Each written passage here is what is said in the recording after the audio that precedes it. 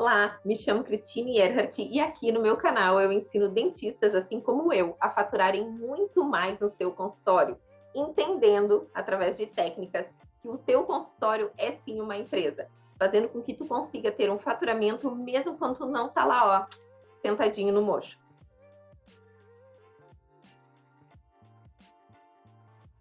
E hoje, neste vídeo, eu vou te falar como que tu vai atrair os pacientes certos. E essa vai ser só a parte 1. Depois a gente ainda vai ter mais algumas partes de como atrair pacientes certos para o teu consultório. E a primeira coisa que eu vou te dizer pode parecer bem estranha, mas leva a sério isso que eu vou te dizer agora. É o local e a recepção do teu consultório. Como assim? Tudo tem que estar condizente com o público que tu almeja atrair, para os dois lados. Seja casos onde tu tem o desejo de atrair pacientes que têm um poder aquisitivo super alto ou que desejam investir, às vezes não é nem o poder aquisitivo, é a questão do desejo de investir alto na saúde, na estética dentária, em toda essa questão odontológica, e pacientes que não têm esse desejo, mesmo que tenham dinheiro. Tem muitos pacientes que não querem gastar muito e, portanto, eles vão procurar locais onde eles percebam que ali vai se cobrar mais barato. Então, tu precisa, nesse momento, tomar a decisão de qual público tu quer atender, ou se tu já tem um público específico que tu atende, e verificar se o público que tu está atraindo é realmente condizente com aquele público que tu almeja. E se não for, começar a prestar atenção se o local onde tu está com o teu consultório e se a decoração, por exemplo, da tua clínica faz sentido para o público que tu almeja atender. E aqui eu vou te contar duas histórias para que tu entenda bem certinho o que eu estou querendo dizer com isso e como faz total sentido. Eu tinha um amigo, tenho, né, um amigo, que ele costuma atender pacientes que têm um poder aquisitivo mais alto e que também gostam de investir bastante na sua saúde bucal. Então, eles fecham tratamentos muito altos com ele, e isso ele já faz há bastante tempo. Ele tinha um consultório que não era tão legal, ele mudou, foi para um consultório num prédio bem chique, bem conceituado da cidade, e ali ele conseguiu perpetuar aquilo que ele almejava, que era realmente atender menos, cobrando mais desses pacientes por todo o conforto que ele estava colocando ali. E isso foi dando muito certo.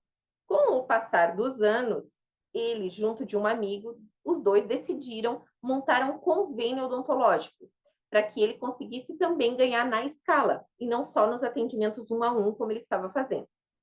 Então, eles montaram todo um plano de negócios, um projeto, onde esse convênio, agora eu não vou saber o certo, mas era por volta de R$ 69,90 o plano familiar desse convênio odontológico, e ele iria inicialmente montar uma clínica para que esses pacientes fossem atendidos nesta clínica em específico. No papel, estava tudo legal, e a gente começou a conversar sobre isso. E aí, eu perguntei para ele, nossa, que bacana, vai dar super certo, porque ele já tinha tudo montado, ele sabia quantas famílias ele precisava cadastrar para chegar no ponto de equilíbrio, conseguir pagar o investimento que ele estava fazendo. Eles estavam muito empolgados, tinham feito projeto com um arquiteto para conseguir fazer a clínica muito bonita, e estava assim, tudo indo a mil, estavam investindo em marketing, contratando vendedores, estavam no início de todo o processo ali. E uma das perguntas que eu fiz para ele foi a seguinte: onde será essa clínica? E ele falou: olha, vai ser no mesmo prédio que eu estou atendendo os meus pacientes. E aí eu disse assim: ué, mas você não acha que é meio esquisito? Porque geralmente quem vai querer pagar um plano odontológico com um custo mais baixo, ele não tem o interesse de gastar muito com um dentista, certo? Ele, certo. Eu disse, e esse teu prédio, ele passa uma imponência como se alguém pisasse lá, já sabia que iria gastar muito. Tu não acha que isso pode vir a prejudicar as vendas desse teu plano? Ele falou, não, acho que o pessoal vai gostar, vai achar bem diferente, vai achar interessante eles pagarem tão pouco indo no mesmo prédio onde outras pessoas que gastam muito mais, eles vão se sentir mais espertos por estarem pagando menos. Eu falei, olha, faz até um pouco de sentido, mas me conta assim, tem ponto de ônibus ali perto? Ele falou, não, não tem ponto de ônibus. E eu disse assim, tem lugar para estacionar? Porque pelo que eu me lembro, né, aquela tua rua ali é uma avenida, não tem onde parar. Daí ele falou assim, não tem, mas tem o estacionamento do prédio. Eu disse, quanto que é a hora, né? Ele falou, não, é o pagamento único, é R$ 30. Falei, olha, tomara que eu esteja muito errada, mas eu acho que fica meio estranho, porque se o paciente precisar voltar várias vezes para fazer o tratamento, né, que costuma ser assim mesmo, quantas vezes ele vai ter que voltar de repente uma vez por semana ou a cada 15 dias? Ele vai às vezes gastar o que ele está gastando no plano, ele vai gastar em estacionamento? E eu não tinha pensado nisso, mas eu acho que não tem problema nenhum. Vai dar tudo certo e vai dar certo, e vai dar certo, e vai dar certo. Eu disse, não, beleza, vou aqui ficar torcendo por ti. Não deu um ano, ele acabou tendo que fechar a clínica e não funcionou essa questão do convênio. Não vou te dizer que foi somente por causa desta questão de localização, mas eu tenho certeza que isso também impactou.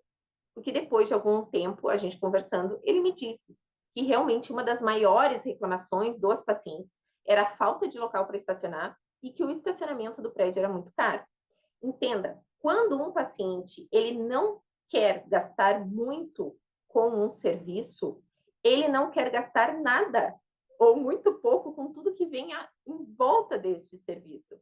Então, por exemplo, ele vai passar num dentista e ele quer pagar pouco com o dentista, veja que aqui eu não estou falando se ele tem dinheiro ou não, tá?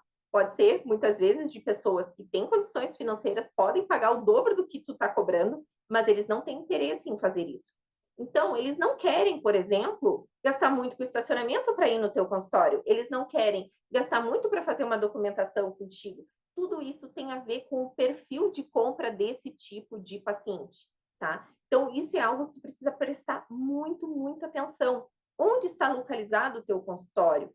Como que é o acesso para o teu consultório? Como que está a decoração da recepção do teu consultório? Está muito luxuosa para um paciente que não tem interesse em gastar com a odontologia, se esse é o teu público, por exemplo? Se tu tem um público onde tu vende por volume, digamos assim, talvez tu botar uma clínica muito luxuosa vai espantar esses clientes, e o oposto também é verdadeiro.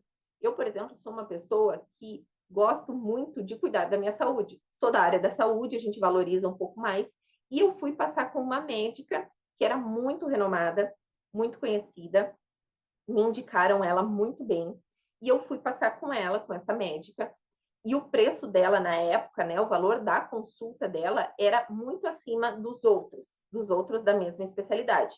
Mas para mim, entenda, eu valorizo isso. Eu quero pagar por isso, porque eu quero ir na melhor médica que tem da área.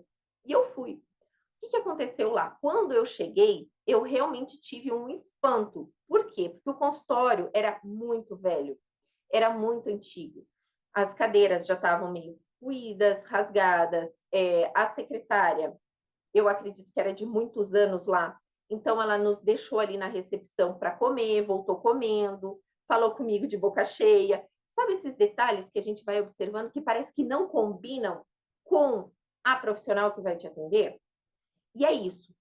Toda vez que um paciente teu tiver que falar a palavra mas, é porque tem alguma coisa que está incoerente. Ou a tua recepção, né, o teu local não é coerente com a qualidade do teu atendimento, ou o local para estacionar não é bom, porque quando eles usam a palavra mas, que foi o que eu fiz, tu pode ter certeza que eu estava justificando para algum amigo que eu vou indicar o local que eu estava indicando. Então, o que, que acontece? Nessa médica em específico, se eu fosse indicar ela para alguém, eu falaria assim: ela é muito boa, ela é competente, mas o consultório dela é bem antigo, tu vai ver que as cadeiras são um pouco rasgadas, a secretária não é tão educada assim. Eu iria ter que justificar, porque eu iria ficar com vergonha, falando abertamente, de um amigo meu ir até lá e ficar pensando assim: nossa, como é que a Cris acha bom isso daqui? Tem isso, todos nós somos assim. Então a gente precisa prestar atenção nesse tipo de coisa, para que às vezes uma indicação seja perdida porque a gente não está sendo coerente com o público, o local, a decoração, tudo fazendo parte de um contexto para que aquele paciente se sinta bem. Talvez tu tá pensando assim, mas independente do local onde essa médica atendia, ela era boa, ela iria continuar tendo pacientes. Sim e não. Por quê? Porque justamente nessa mesma situação foi indicado um médico também para mim, muito bom, e eu comecei a passar nele. Por quê? Porque eu me sentia muito melhor naquele outro local. A secretária era atenciosa, ela sabia meu nome, ela manda mensagem, o médico também era muito atencioso, eles sabiam quem eu era, né? Nenhuma delas me atendeu comendo, mastigando, elas foram extremamente educadas ali na recepção, a recepção era muito bonita, então a gente acaba se sentindo melhor, porque é um contexto. Então, desde o local onde tu vai estabelecer o teu consultório, até a tua decoração, até tudo que envolve, por exemplo, a tua secretária, tem que ser pensado, certo? No próximo vídeo, a gente vai continuar falando sobre itens que atraem os pacientes certos para o teu consultório. Não perca a parte 2 desse vídeo. Até a próxima!